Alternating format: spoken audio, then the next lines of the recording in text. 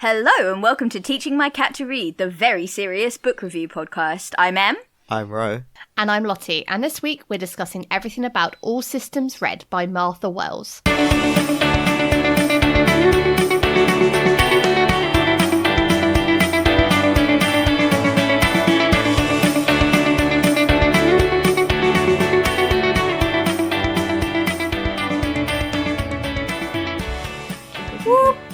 It's Murderbot time, baby! Murderbot. Right, let's crack open this episode with... Terrible summary? Terrible summary. I want to hear your guys' terrible summaries.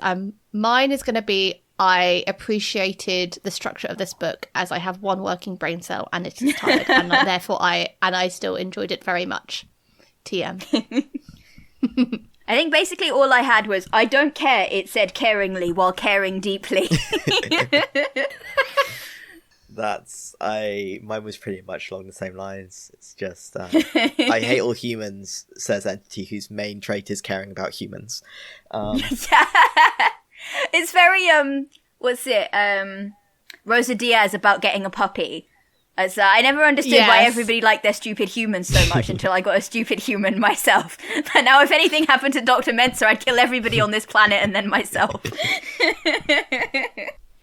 So I guess have you guys, because I hadn't read this book before, have you guys read this book before? So, yes. Yeah, I'd read this and I think I'd read most, if not all of the rest of them. I read them all about a year ago, and this writer I think is quite prolific, so she may have released another one since then that I've missed, but... Yeah, no, I actually couldn't remember. I was fairly sure... I mean, obviously, I knew I'd read it before. I couldn't remember how long ago it was. In my head, it was very much maybe like a pandemic read, and I'd gone through all of them at once. Yeah. But I checked my Kindle purchase history, and buddy, that was not the case. Oh, no. So, I think one of my coworkers recommended it to me 2 years before the pandemic. Oh. And so I'd read a couple of them then, and then somehow forgot about them, despite adoring them. Until 2020, 2021, and then I just zipped through the rest of them. But yeah, no, it was one of my getting back into sci-fi books, up there with things like Long Way to a Small Angry Planet and Ancillary and things, where I'd kind of previously given up on the genre, and then suddenly developing faith in it once more. Like Lottie said, it's a very good, if you don't have brain cells, but you wanna have a good time. This is, despite all the murderbottery, it is in fact extremely entertaining. Yeah, I never heard of this book before you guys recommended to me, which I feel is like a lot of the books we have done on this podcast is you guys going, hey, I've got this excellent book, Lottie, would you like it? And I'm like, okay, cool. So I hadn't read it before. I knew it was quite short, which I appreciated. Still managed to leave it to last minute to do the audiobook listen. But really enjoyed it. I think it worked really well as an audiobook because it is written in a diary form with the I guess the Murderbot being the narrator of it's like its personal log or something. It's personal log. So I guess for context in this world, it's fair to say so it's basically space in future. All planetary missions are approved by the centralized company, and then all the exploratory teams, they have their own company supplied security androids. But there is a droid who has basically hacked its own governor module. And this is I guess the main character of this whole Murderbot. And our beloved, the one, the only. Our beloved, OG. And basically they just want to be left alone to figure out who they are. But then they have to go and find out when a neighbouring mission goes dark. It's up to the scientists and Murderbot to get to the truth. And you just hear Lottie transition into the description on the back of the book. Yeah. Not that I'm reading it off the page. Voice. Yeah. The reading out voice. Yes, it's very different to my normal voice. It's a fun, you don't need that much information to get started because they're all this is a new planet to everybody that's currently on the planet. There's only like 2 groups of humans there, and they're all like, it's very small. Apart from the giant worms, there's nothing really. and the specifics of the world building are fun and interesting, but the broad strokes of the world building are very like corporate dystopian sci-fi future. Like you could say that cyberpunk's happening on another planet, and it'd be like, lines up well enough, and cyberpunk is about as generic as they get, I think. No, it's good. I think the obviously in later books you get a lot more of the kind of overall kind of political social thing. Yeah. But you don't really need it for this one, because in a way this one, I almost want to call it survival horror. There's like a limited number of people on this alien planet. It's not Lost in Space, but there's kind of I think it's a bit, there's a bit more murder mystery politics going on for it to be like a survival horror to me. I think it leans there's a bit too much politics happening, but that also keeps it interesting, so for sure. And it's it wouldn't be I think it definitely wouldn't be as interesting.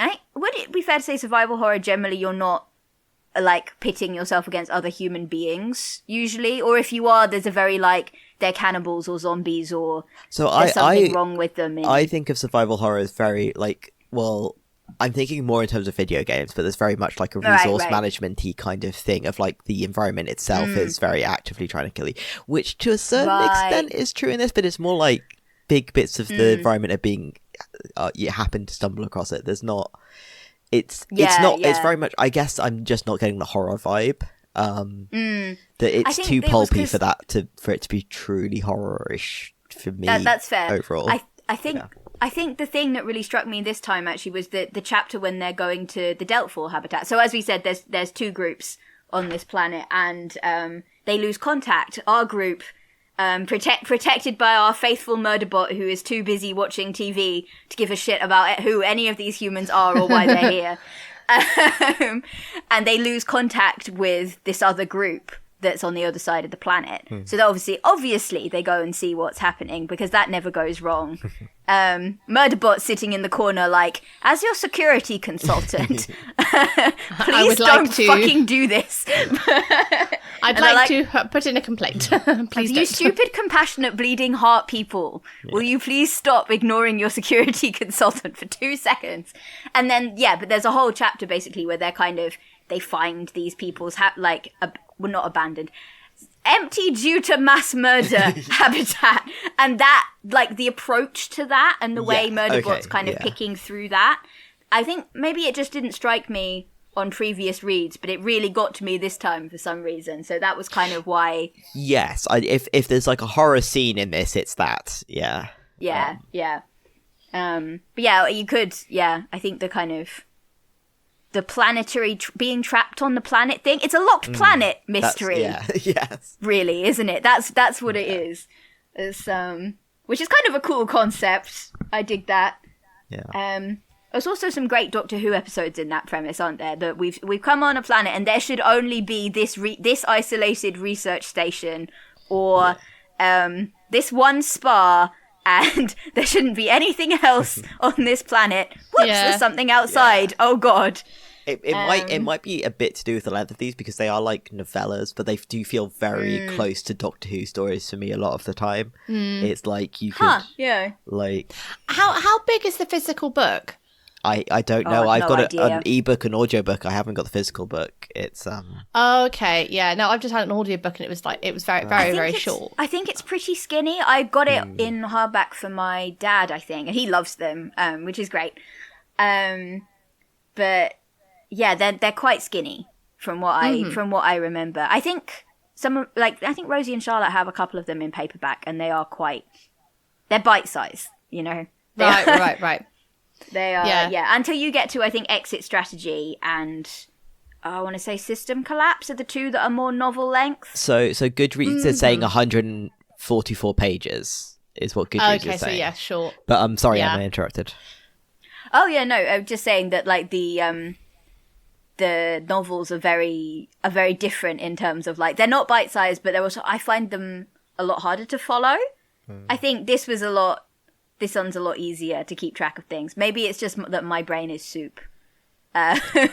Because I binged them when I first read them, they very much blur together, so I don't even know where the novel starts. I just, it's all one big I cannot bring in the boundaries without spoiling Lottie terribly, so we shall not go there. No, I have re-listened to this one, so I know, and this one's got a clear ending as well. It's very like I quite like that. It was sort of like a taster into this world that I was left feeling like I wanted to read another. But it also didn't feel like a big time commitment to listen to. I mean, I'm trying to think the last time I actually read a physical book, and it was ages ago. Just because you just don't, I feel just, and you know, as a grown up in the year 2025, nobody has got time to do stuff. But I want to multitask.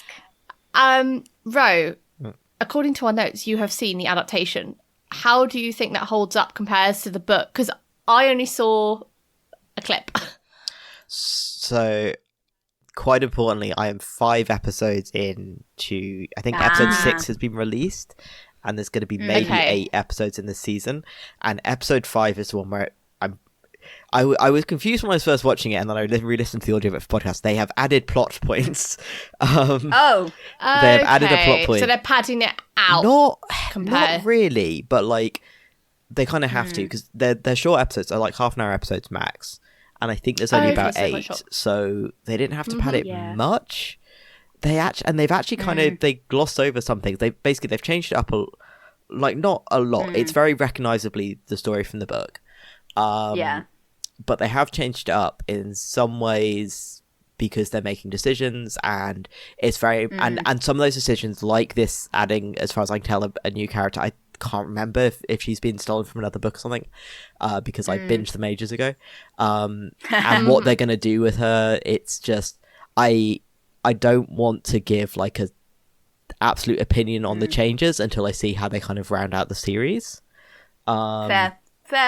What I would say is that I've liked some things, I've disliked other things. I think what I was going to say was that this series, to me, like Hunger Games, is very much a series that's from a character's point of view in a way that makes adapting it quite difficult.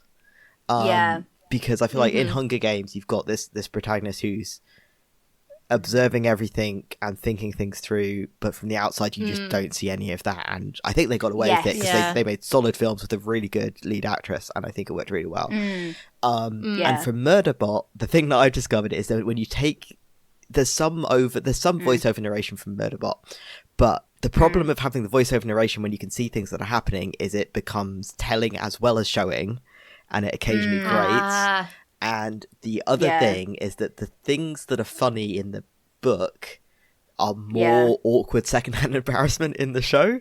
Like the things when you're in Murderbot's point of view and you're just getting its snarky one line and it's quick dismissals, and you're sort of reading between the lines of like maybe what actually happened. It's kind of fun and interesting. And then when you watch it on screen, it's like awkward.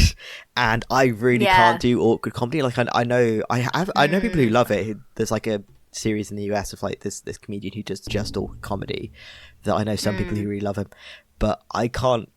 So it means the bits that I did like in the book I don't like in the show.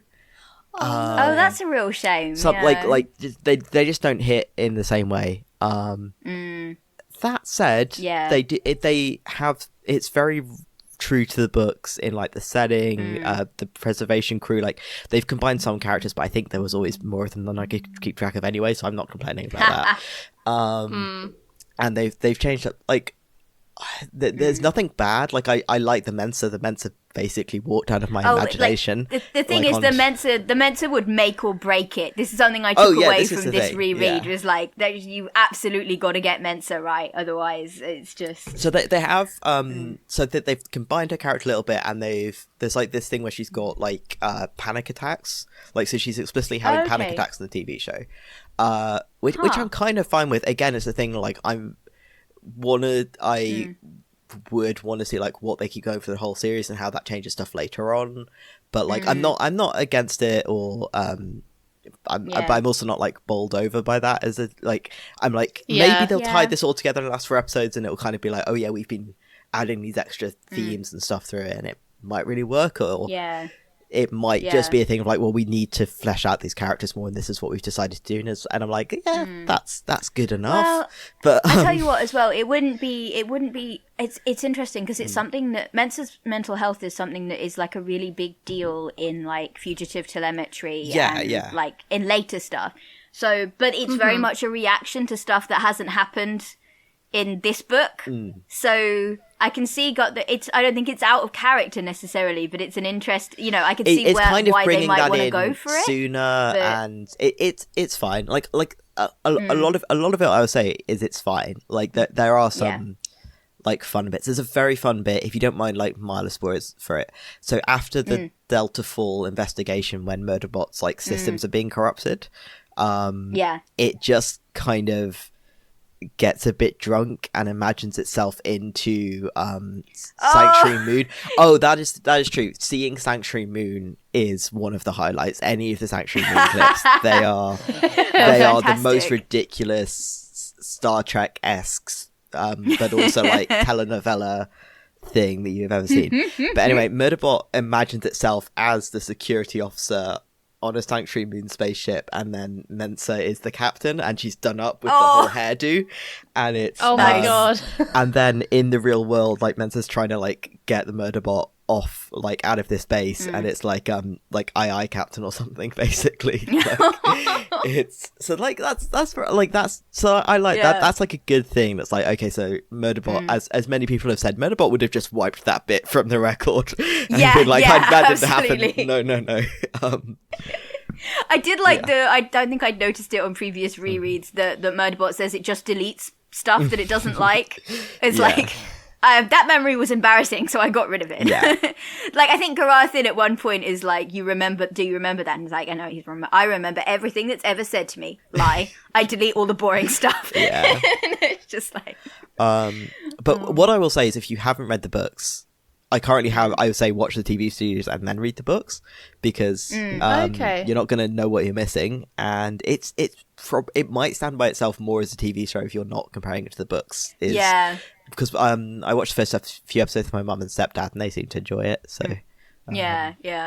It's weird how that can sometimes happen, isn't it? I think sometimes I think adaptations can be so like very good, but also like very like standing on their own in a way that. But how much divergence is like enough to get rid of that kind of uncanny valley. I'm always comparing it to my beloved book thing.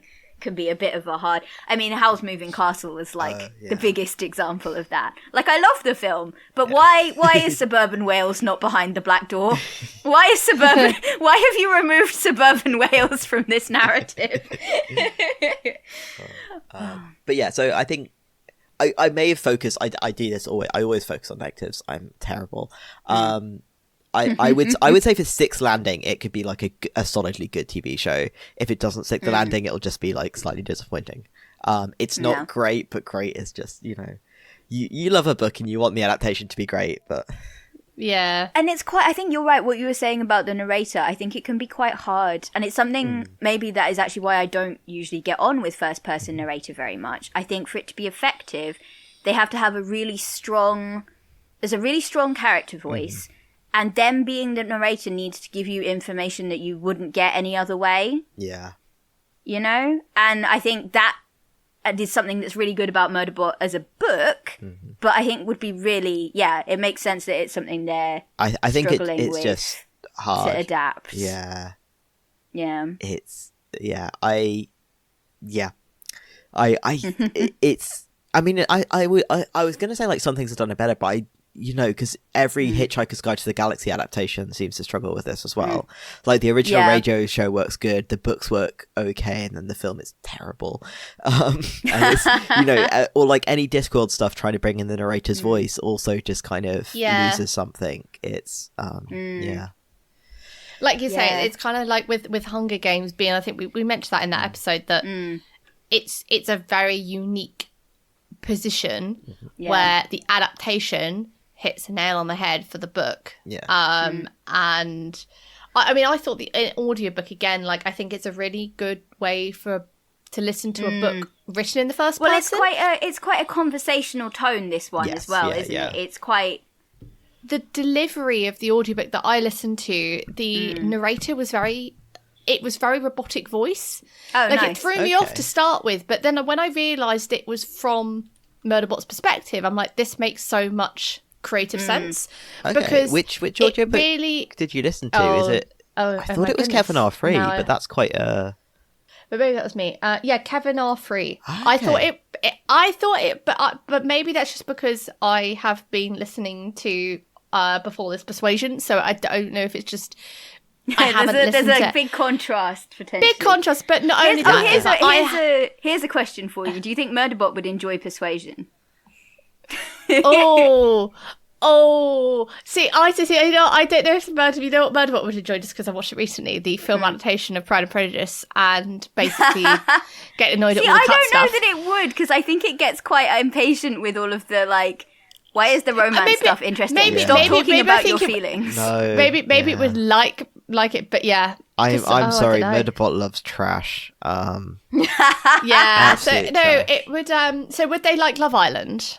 No, not real shows. It has to be plotted trash.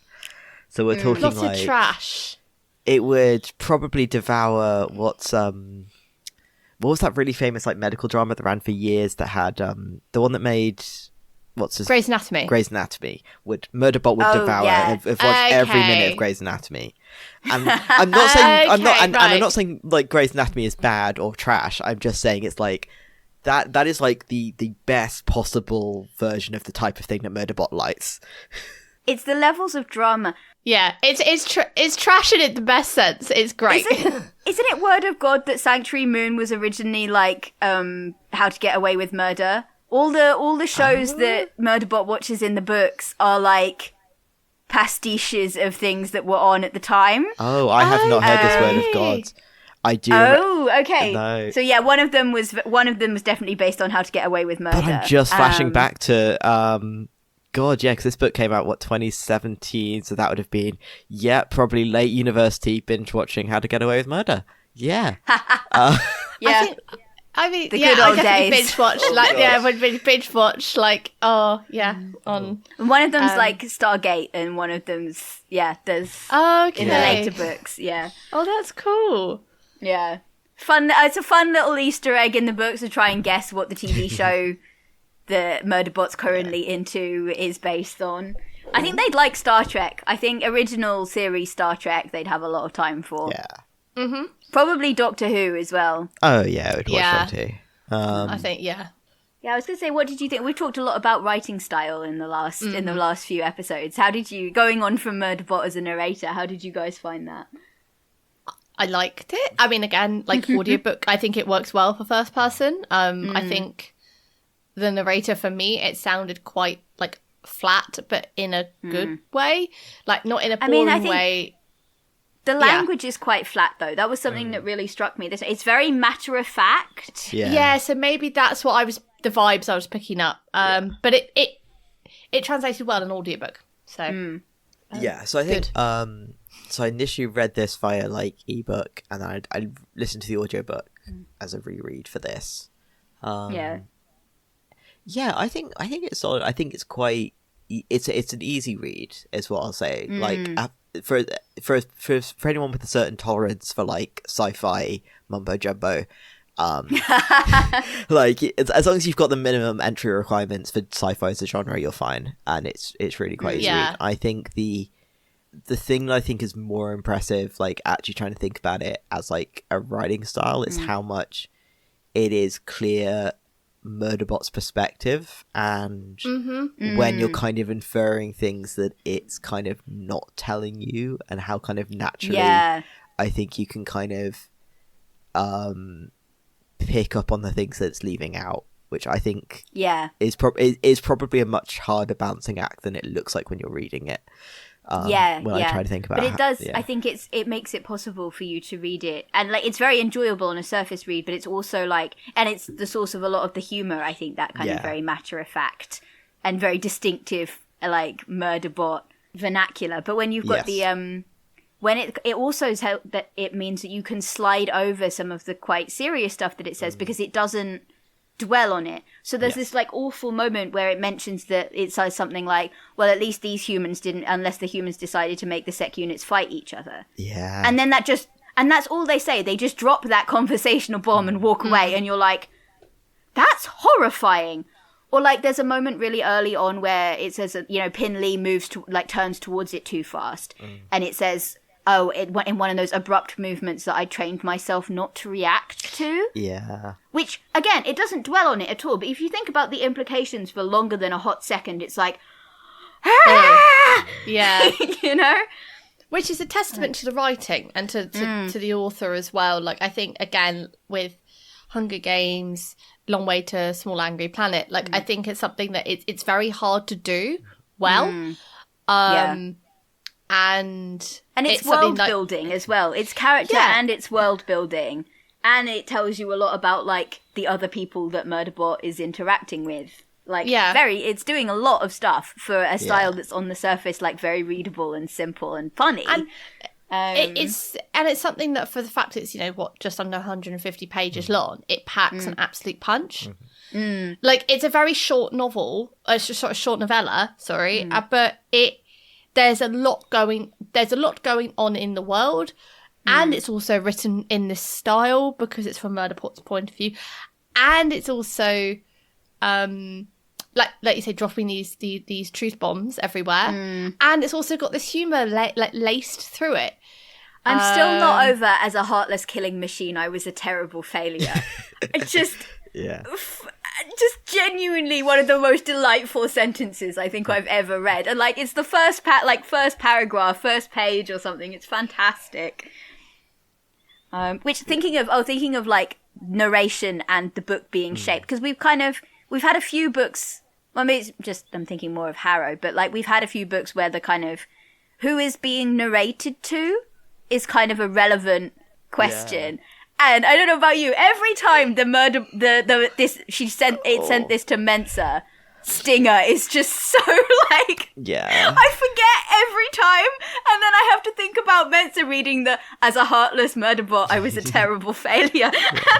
And I think there's also the line of like, I started thinking that maybe Mensa was one of those intergalactic heroes or whatever. I was going to hack her file and tell everybody how cool she was. I kind of think, is this like the 7-minute WhatsApp voice note that you get from a friend? And you're going, right, I'm going to have to go and make a cup of tea and listen to this podcast. Because in the best way, as an audiobook, like it did when it got to the end of when you find out who Murderbot's like narrating this to, I was like, oh, that's nice. Like it adds another layer of humour. It makes you, I need to go and re-listen to this to pick up all the stuff I missed around. And also be like thinking about Mensa reading it and just being like, there's like another level of joy in that, thinking, and now I've got to think about like I am this character listening or reading this note. I wonder if Garathin ever saw it, because I feel like he'd find the descriptions of his nonsense kind of, that's quite funny to me. That's also them all going, wait, Murderbot noticed that we all have crushes on Mensa. That's embarrassing. So, Lottie, as someone who has only read this one book, what do you think of Murderbot's decision at the end? Oh, that's a good question. I think it leaves it open-ended. Like, I honestly don't know what I expected them to do. I think it's quite nice because it also kind of leads you as a audiobook listener or reader to go and say, okay, I want to go and get the next one now. Where's the next one?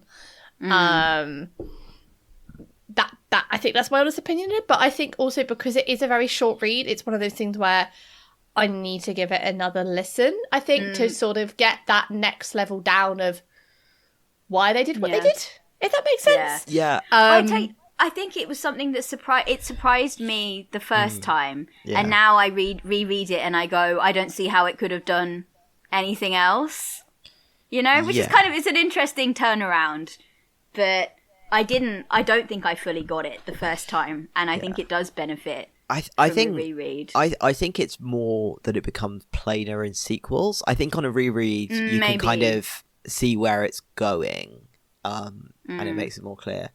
I think part of my thing is that like I both understand why it's doing it emotionally, and I'm also like, but yeah, no, I don't want to go into spoilers for future books, so it's a bit difficult to talk about.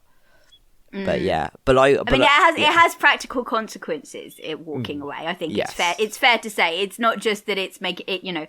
It's a perfectly valid emotional decision and expression of agency, and it makes sense for that direction. But I do also think it's neat that it is something that it would be quite easy for it to have become a. And I think it is for the first few sequels. It's kind of it's doing the.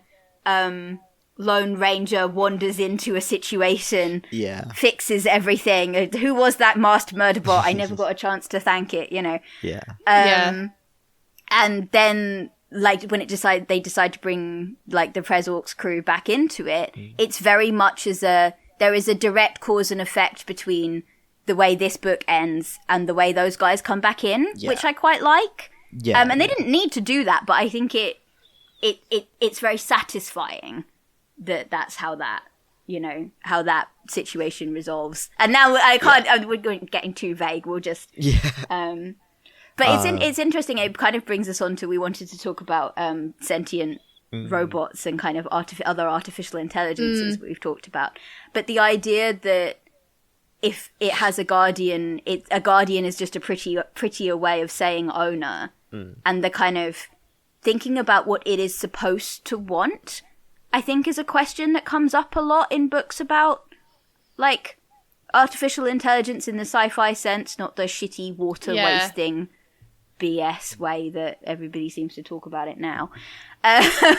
Not to throw shade on ChatGPT or anything, but it's a die. And Murderbot would agree with me. I said what I said. But the fact that it's so interested in what it thinks it's supposed to want, despite I think it's saying that it's not something you don't see SecUnits in media all that much. And when you do, like, they're going rogue and killing everyone. I think that's like So it's not really. We don't know what the in-world analog it is that it's thinking of. Why does it think that there's a supposed to in its situation? Well, so I take that as like.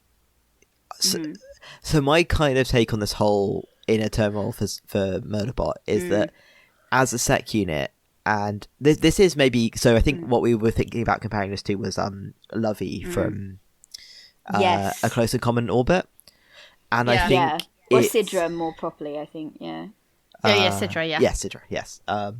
So I think it's almost like a different approach. So both Sidra and Murderbot are starting from a place where they have a list of commands and duties that they're supposed to have, and Sidra's issue is always she pronounces Sidra, I think. I think so.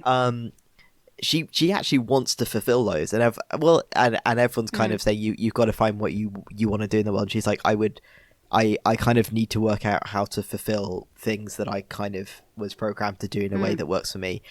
And I think Murderbot has a similar thing of like Murderbot was programmed, grown, various processes created to be a SecUnit, and as soon as the preservation people work out that it's broken its government module, they're like, oh, but you're free, you can do anything. And I think more than Sidra, they literally kind of seem to try and push it out and are like, oh, you can stop doing this now, because they're seeing it very much as a role that it was forced into, and therefore they're freeing it, liberating it from this slavery. And while in one sense they're very much doing that by like purchasing it and moving it into a legal system where it will have an immense amount more freedom, even if it will have this like overseer who's going to be Mensa and will therefore obviously not be in any actual practical way controlled.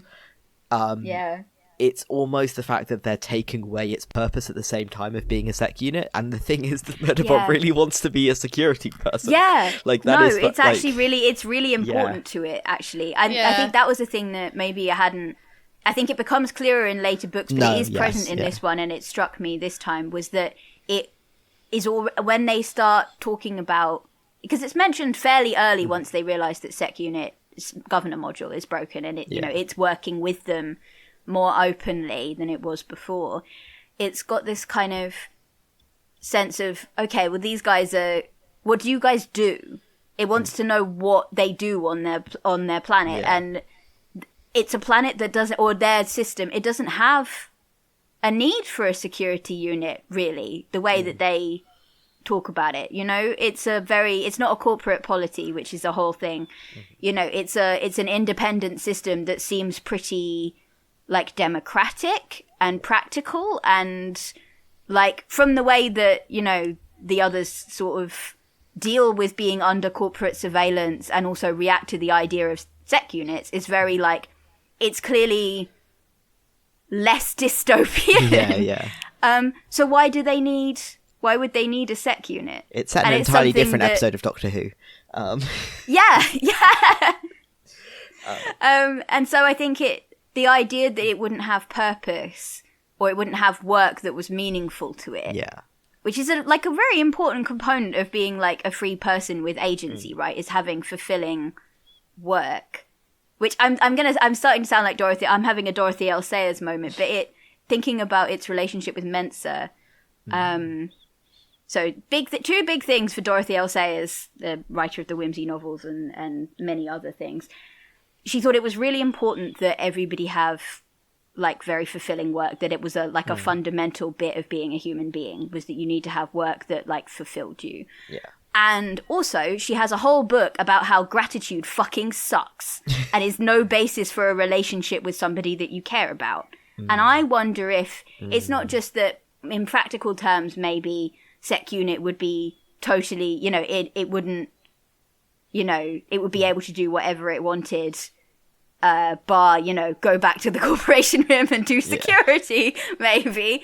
And functionally, Mensa wouldn't see it as ownership and wouldn't treat Murderbot like she owned it. But that doesn't mean that it wouldn't necessarily feel like a relationship of equals from Murderbot's perspective. Yeah. Mensa's the one that freed it. Mensa's now its guardian. It owes Mensa. That's not a very comfortable position to be in with somebody that maybe you consider a friend or would like to consider a friend. Or, is your favorite human. Yeah. It's not a, So I wonder if there's an element of that as well, that it's kind of like, it would ruin the relationship that they already have. Yeah. And the fact that Mensa can't see that almost makes it worse. I don't know. I'm musing.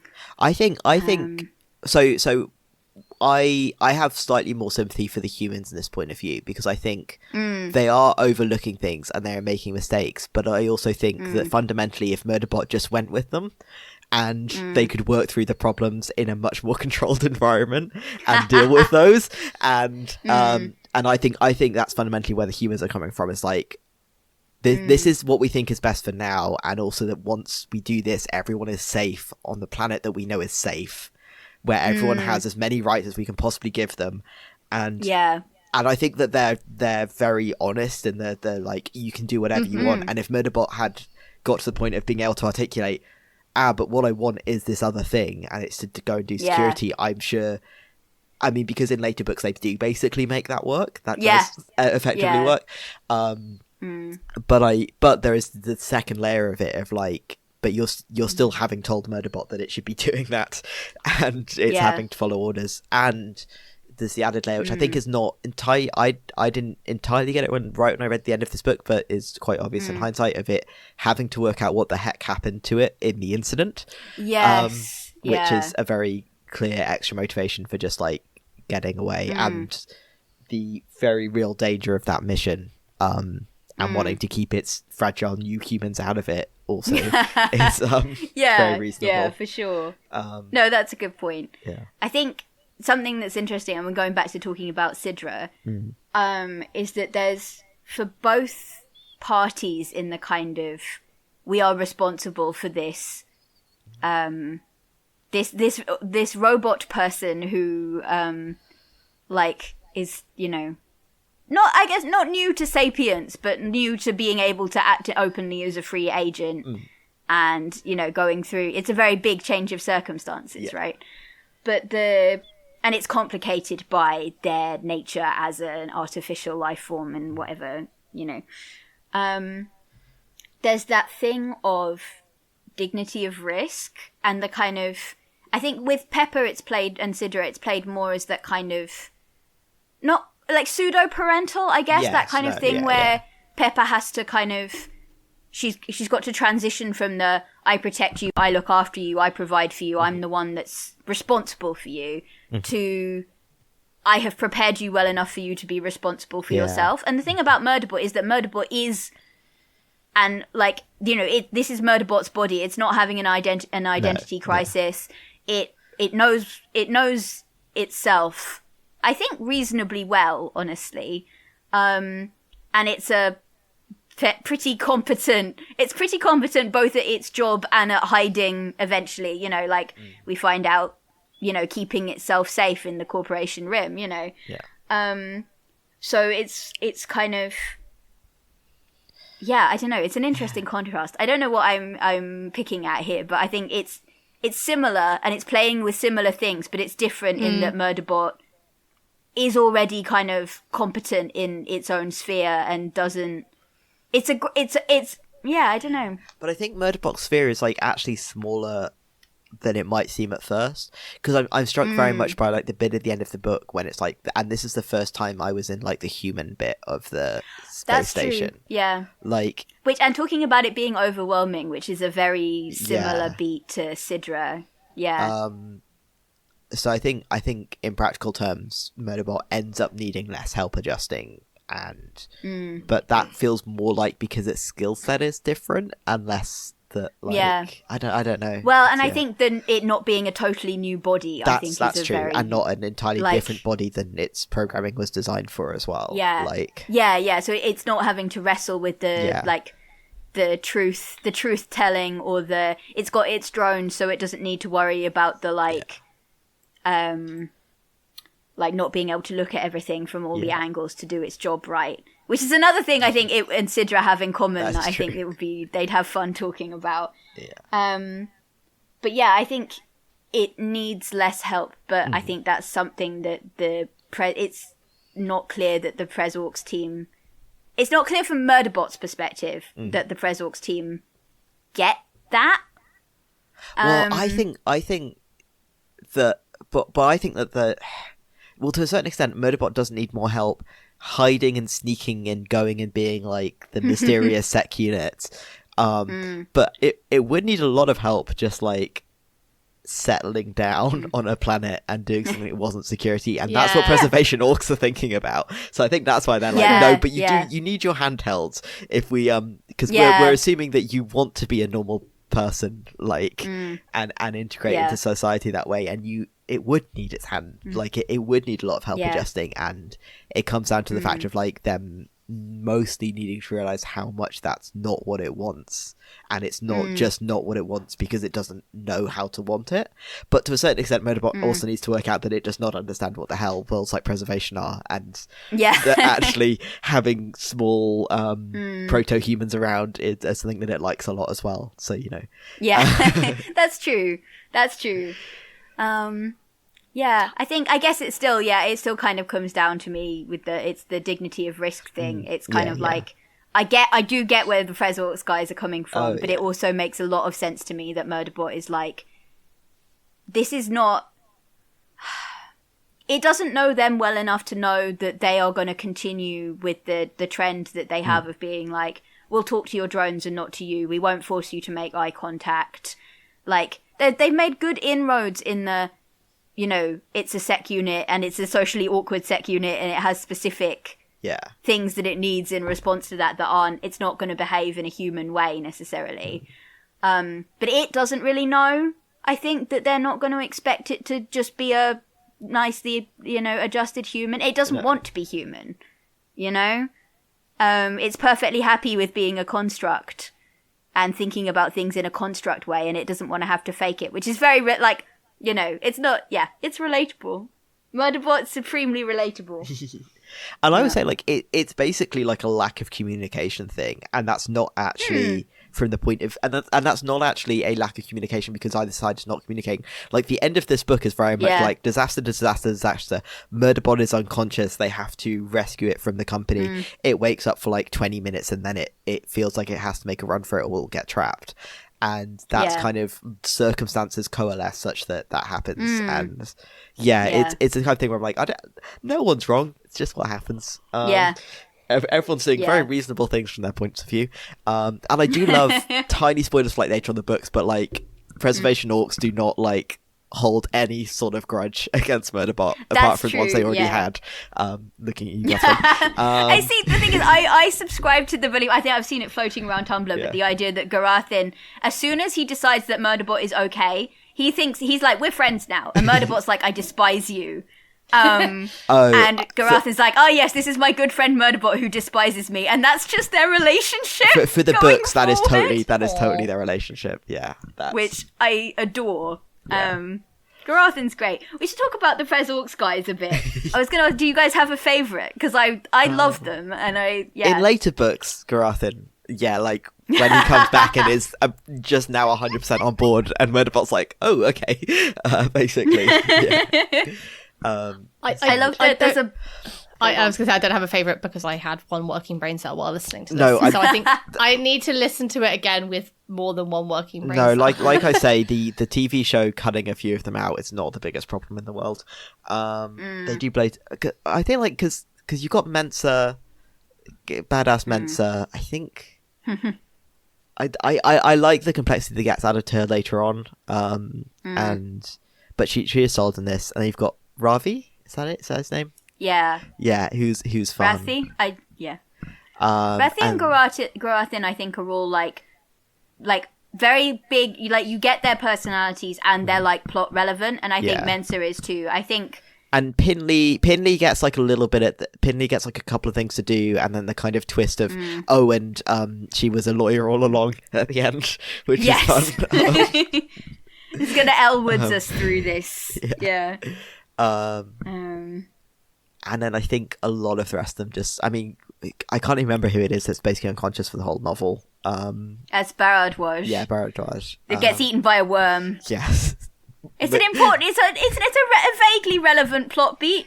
Yeah. It introduces a lot of the key factors, like the fact that their systems are being fucked with, and that Murderbot is actually better at its job without a governor module than it would be if it listened to hub system, which I think is a fun thing to get in there very early on. Yeah, the TV show just then heals her up pretty soon, so she's like physically basically fine after one episode, which I think is a solid choice for.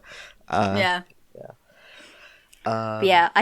think I had a lot. I love Mensa, and I think I appreciated their relationship more this time around because I just like. The fact that they're sort of in cahoots. Because they're both the ones that kind of... It's implied that they have both thought through the worst possible consequences of all of this and don't think the others have multiple times. And they're going, you and me, we've got to not panic because I don't think the others realise how much shit we're in. But I know you do, and you know I do. So we're in this together. Yeah. In a way that, like, they're not with the others, which I quite enjoy. I think that was quite sweet. Yeah. And it's very much her falling into that role of commander and actually fulfilling it under, like, circumstances that she wasn't expecting, and in which she actually needs a security person as number two. And it is just there, and that, just both of them being very confident at their jobs. And, like, I think Mensa is the best at talking to it as well. Like, I don't mean in a, like, because obviously, like, I think Rathi is very, like, determined to be its friend and admittedly not necessarily doing a great job. He learns to look not at the bots eventually. Yeah.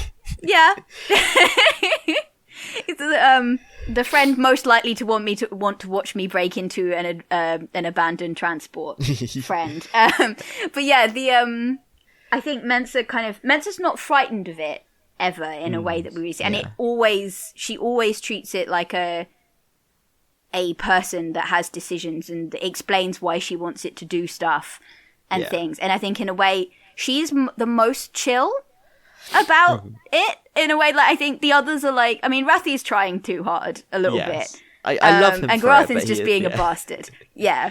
And the others are kind of all, I think, because they're kind and compassionate people, they are trying to be kind and compassionate at Murderbot. And it's too much for where it's at right then. Whereas I think Mensa finds the middle way very, like, quickly, and they're just, Admittedly, I also, in my annotations, I have multiple instances of Murderbot reacting to Mensa with, but Ma! There's a moment where it's like they're getting in the hopper and Murderbot goes to stand hopefully by the cargo compartments and Mensa's like, no, points into the crew compartment. Yeah. And, or like when Rathi's trying to talk to it about like its feelings and it's like, I'm telling Mum, and immediately just like tags Dr. Mensa in the feed like, are you seeing this shit? And Mensa's like, Rathi, shut up.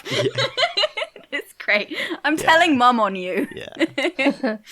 Sorry, I cut you off. No, I was just going to say, I do like the dynamic overall.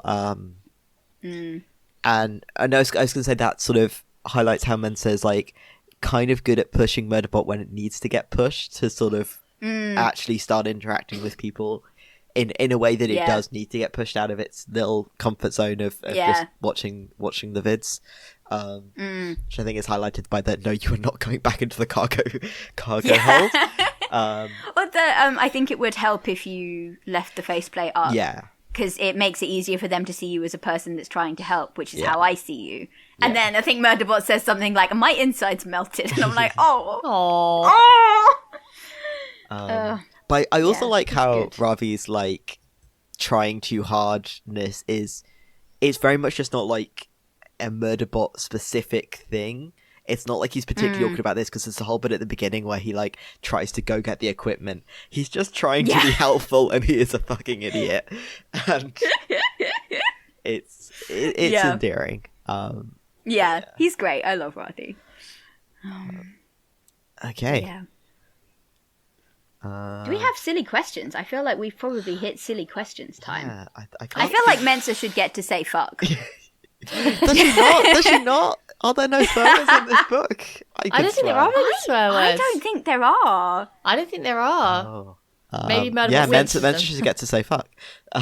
Fully on board I think at least one Murderbot like almost dying moment should get a fuck in there. Probably the self-immolation. I mean, who's to say that Mensa didn't say fuck and that Murderbot had just fried its own internal circuitry at that very moment. Yeah. I don't know because I don't feel like we can really ask Gaslight Gatekeep Girl Boss / Mansplain Manipulate Male Wife. I think Murderbot does say fuck, and I think the only time the Murderbot says fuck the only time is when Rathi says the thing about how he summarizes an episode of Sanctuary Moon wrong. Oh, that's a fucking lie. And it's like, that's a fucking lie. Yeah, she didn't kill him. It's just... solidly in character. Main feelings at that point of Murderbot about TV. Yeah, it's the funniest. It's one of the funniest bits in that book. There's just the quick turnaround. She didn't kill him. That's a fucking lie. Rathi turns to Mensa. It's watching it. Yeah. I think they did do that scene. That scene is pretty well done in the TV show, I think. And that's all. I tell you one. That's also one that's just funny. Like it's not it's not awkward, it's just funny. Yeah, and it's also one where there's like a lot, you're getting a lot of the actual dialogue from the other characters as well, so I think it might be one of the easier ones to adapt, because it's very much like a scene that happens with everyone. Yeah. I feel like the other funny scene from the book, well, I mean, there's a lot of funny scenes, but the, would you like to hang out with us in the crew compartment? And Murderbot's like, I don't know what my face is doing, but they all kind of like flinched. And I was like, I have to, and Mads is like, or not. Oh, it's fine.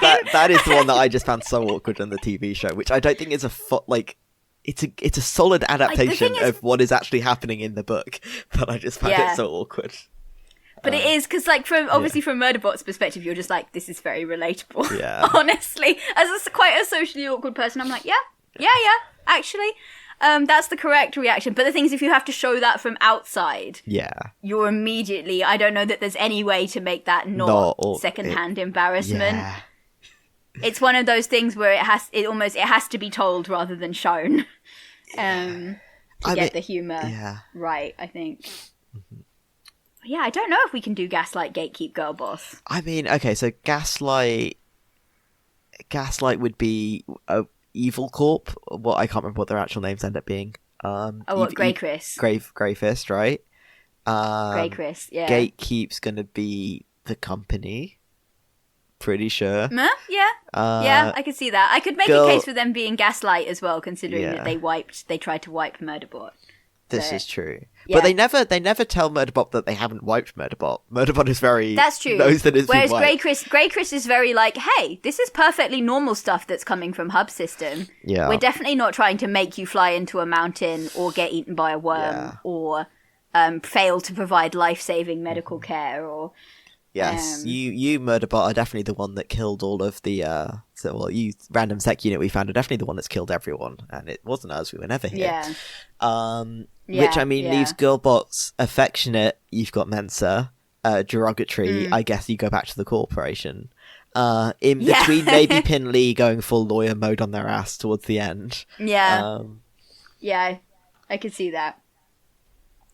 Garathan, unfortunately, I think Garathan has to be mansplain, even though I feel like that's cruel and does his bastardry an injustice. He's allowed to be a paranoid little untrusting bastard that sees the worst in everybody, and I for one appreciate that about him. But he does have a whole little like monologue when they found the hacked governor module. That's very mansplainy, especially when is it Burrowdwaj in the. It can't be Burrowdwaj in the book. I think it's Pin Lee it's says Pin Lee like in the book, it kind of reacts to them questioning her expertise. Yeah. And Murderbot's like, I like Pin Lee. And Garathan's like, of course Garathan didn't appreciate people questioning his expertise either.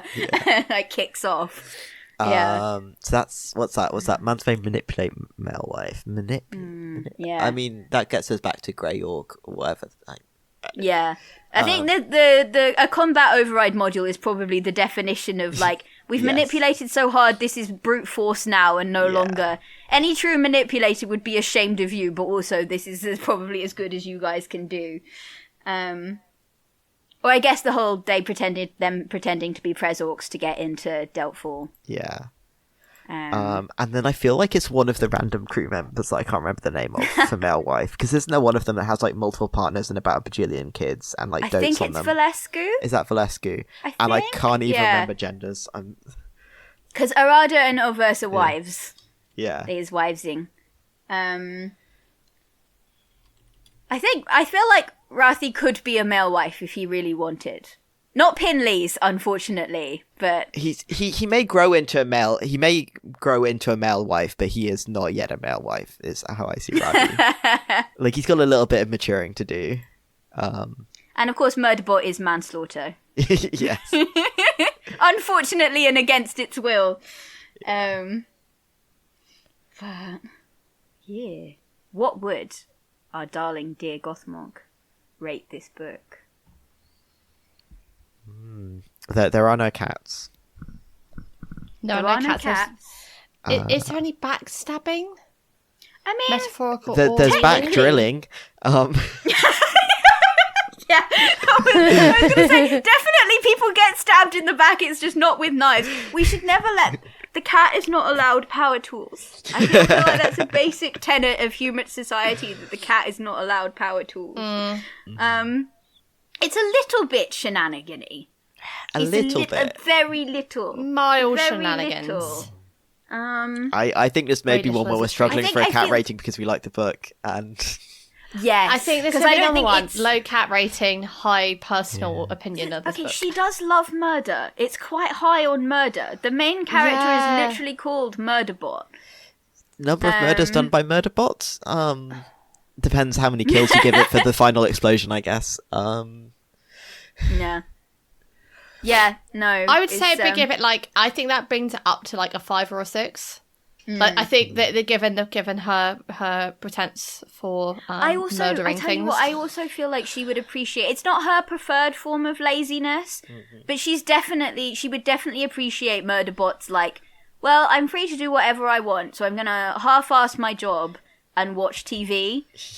like the cat equivalent, you know. I'm just gonna lie around and watch. Are we saying that the cubicle? The cubicle's the box. The cubicle is the cardboard box. And it sits. Yeah. Okay, I'm winding it towards a 7. I'm convincing myself. I think you can argue me up to a 6, but I think that might be my limit. Oh, shall we leave it at 6? Yes. Okay. Personally, this is around a 9, but cat rating. Yeah. We must be true to the cat 9 rating. the same. We must respect its integrity. What else have you guys been reading, consuming? Want to share with our lovely listeners? I listened to the most recent Hunger Games book. So the Hamish one that just came out. Oh yeah. That might just came out some point in the last 2 years. I think it's more recent than that. It was very, very recent. Yeah, it's very, very recent. Which was you were spoiled for it, weren't you, Lottie? We went in the tag or something. Yeah, or the wiki, I went on the wiki, come out and it literally come out that day. I was gonna say, is it appropriate to listen to on a plane? Or do I like? Will I just start like openly bawling on a plane? Because then I'm gonna have to rapidly change my audiobook choices. It depends. I think there's the bit at the beginning with the reaping and when people are taking away from their families. That's always one that kind of starts to get at me. But I think it didn't get at me as much as because I also re-listened to the Hunger Games right after it, and I think the Hunger Games hits me a bit harder. The thing is, I knew what was happening in the Hunger Games before because I've watched the film. You kind of know what's happening in like Hamish's one as well. Like that's the whole point because you know from the books that he wins and that everyone else dies and that there's he uses a trick with the force fields to kill the last person. So like there's a few twists in there that are hidden, but that it's mostly just like it's not like all a big all of twisty this thing. has already happened. Nothing can be done to change it. It's either going to be that or Pride and Prejudice. And what have you been? I'd say it's definitely good. Like I would listen to it. I know I want to listen to it. I just feel like I need to listen to it in maybe by myself. Are you in a position to listen to an audiobook that could emotionally compromise you? Yeah. I think so. I've been reading. Sorry, you've been reading. Oh yeah, I was very brave. I put a hold on a book in the library and then I went to get it. Like a human person who leaves the house and gets on buses and stuff, which was very exciting. But it's called Time Song by Julia Blackburn, and it's about Doggerland. So the sunken land bridge between us and mainland Europe. Mm-hmm.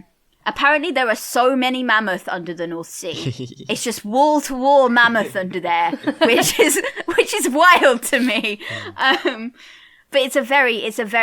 I'm enjoying it immensely. I would say it's quite a sad book. It's one of those, I keep picking these up, books that are non-fiction but are kind of semi-memoir. They're like part memoir, part the person doing the memoir, like researching a topic of interest. Okay. And so she meets a lot of people who are interested in Doggerland or, have been collecting fossils in her local community or all that kind of thing. But a lot of them are, they've gotten sick or something like sad has happened in their lives. And her husband had died quite recently, I think. So it's a very like, it's a book about loss in a like very like, poignant way. But it's also like, it's hard to wrap your mind around the lengths of time involved as well. So it's breaking my brain in a bunch of different directions. I'm enjoying it. It's very cool. Yeah. I love to hear about the mammoths, our mammoths under the sea. But yeah, like the time scales, man. Like it is a long time ago. That stuff is wild. He's wild.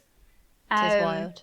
The Doggerland was around long enough to have multiple bouts of climate change, Right. Like it went from being subtropical to being like woolly mammoth territory to be, just we're such a tiny blip in like the history of our whole planet, Yeah. Which is weirdly comforting, I think, in a way, and also like, wow, we sure have fucked up a lot in this tiny span. We have broken an awful lot of shit, considering all those dinosaurs and mammoths looking down at us now, going, "What the f have they done in this short?" Think about how much longer they were around than us. I mean, Homo erectus was around way longer than we've been around, and like they didn't manage to fuck up all this shit. Like, Homo sapiens ruining planets again.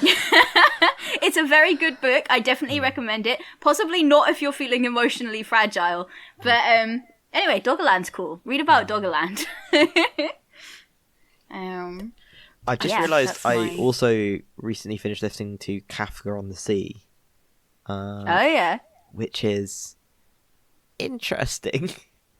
There's a lot of stuff happens in that book.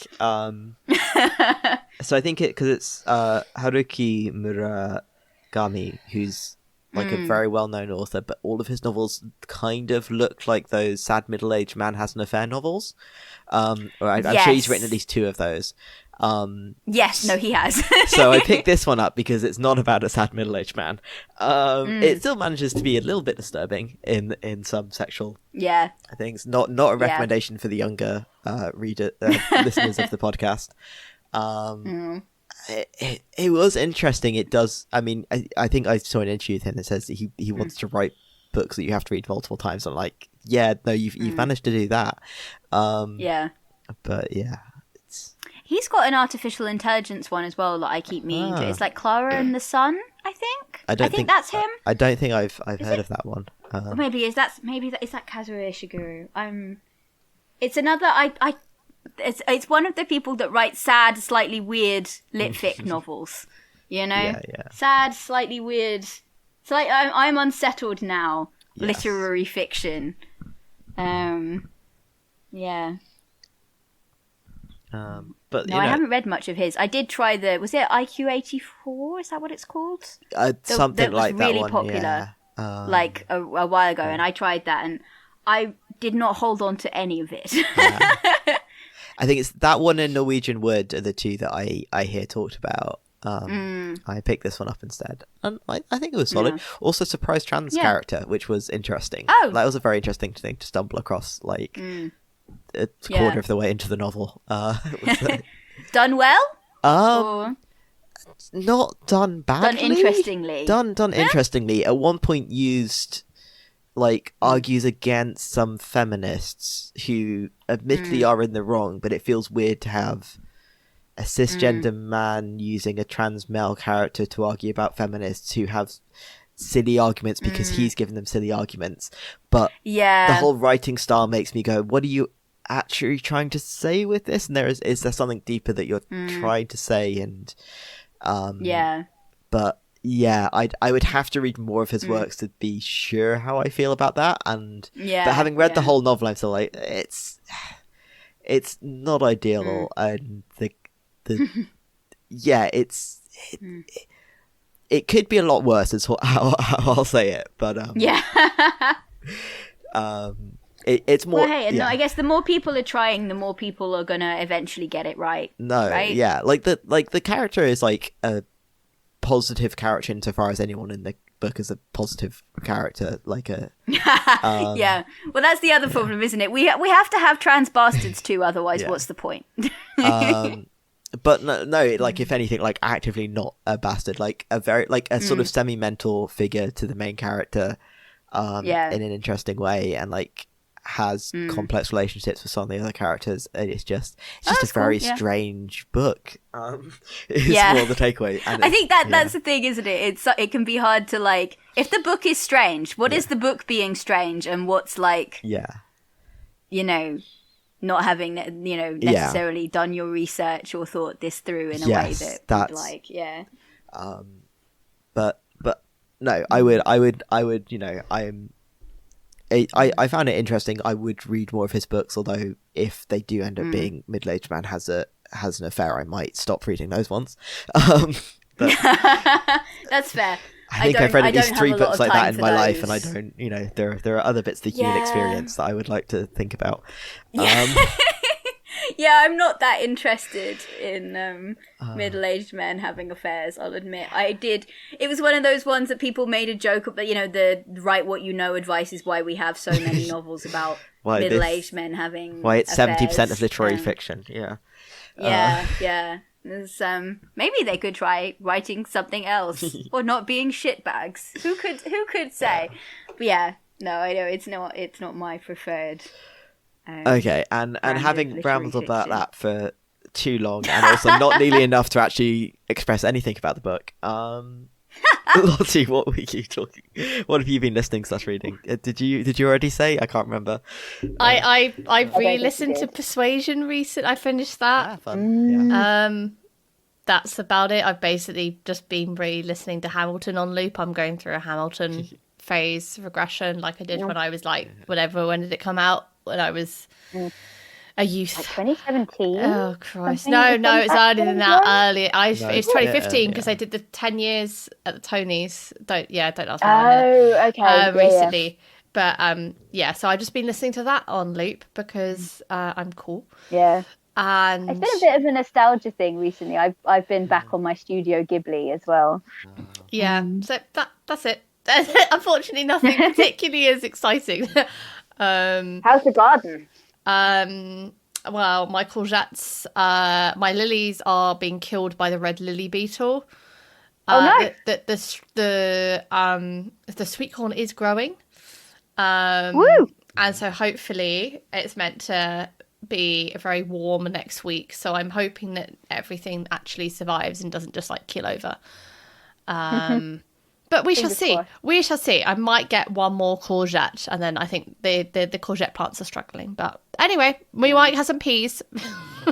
Whoopie doo. Yeah. But anyway, discussions about peas, and I've just noticed at times I think we're going to have to wrap this episode up, guys. So thank you all so much for listening. If you enjoyed this episode, please give us a like or review on your podcast platform. If you want to recommend us a book to read, you can do so via our website. So say hello, send us a message, and recommend us some books to read. Big virtual hugs, and we will see you next time. Bye!